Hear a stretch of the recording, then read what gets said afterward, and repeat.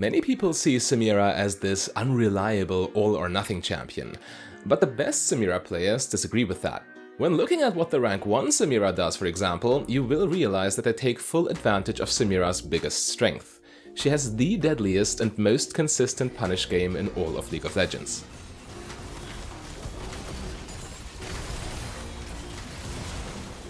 Being able to shut down even fed enemies for just a single mistake is what allows the rank 1 Samira to maintain such a strong win rate in high elo. And now I will show you with real examples what you need to do to get similar results. The first and most important lesson is to accept the fact that Samira is not a brain-dead solo carry. No, she is an inherently reactive champion and relies on her team for openings. However, this also means that once an ally lands the engage, your next move is very straightforward.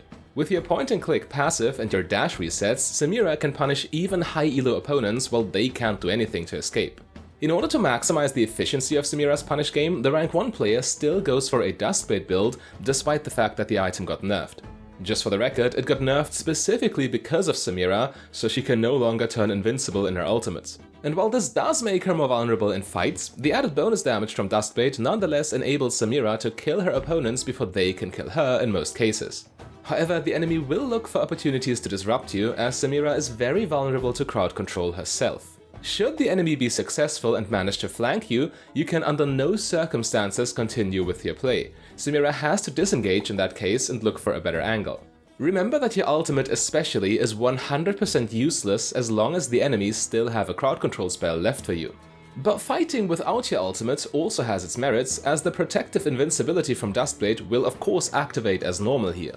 And since Samira does a lot of her fighting in melee range, allowing you to drop opposing aggro right away just like that will save your life in many situations. However, the one time where Samira actually can make plays by herself is when you know that all enemy crowd control spells are in fact on cooldown. Here, it doesn't matter as much that your targets can move around freely. Your mobility will almost always be better than theirs, and they have no way of cancelling your ultimate. As you can see, team fighting with Samira might be easy in theory, but since you need to keep track of so many different things at the same time, the execution can be quite tough. Not during the lane phase though. Here, everything is really straightforward. There are mostly just 2 opponents you need to track, and as soon as one of them gets caught by your support, Samira deletes them with her passive into E-dash. Yet there is one thing that many Samira players do wrong, and this is taking Q level 1 when you should really be taking your E spell instead. This is obviously an easy mistake to fix, but the difference it makes is massive. E is an extremely strong spell for level 1 fights, and for many different reasons. First, it doesn't merely deal damage, but also provides a large attack speed boost when you cast it, and attack speed is the most important combat stat level 1. Second, it puts you in melee range, which of course makes chasing easier, while at the same time allowing you to deal even more bonus damage with Samira's blade. And last but not least, your E resets upon takedown, so Samira can snowball fights out of control even at level 1. You still max Q by level 9 of course, but the rank 1 player always starts the game with a point in E, and you should do the same. Samira's rune page is really simple to understand, and chances are you're already familiar with it. The rank 1 player goes for Conqueror, Triumph, Legend Bloodline and Coup de Grace, with Sudden Impact and Treasure Hunter secondary. The Precision path has the best runes for combat healing, and Samira naturally wants all of them. She often fights in melee range and is therefore an easy target, but the healing keeps her alive.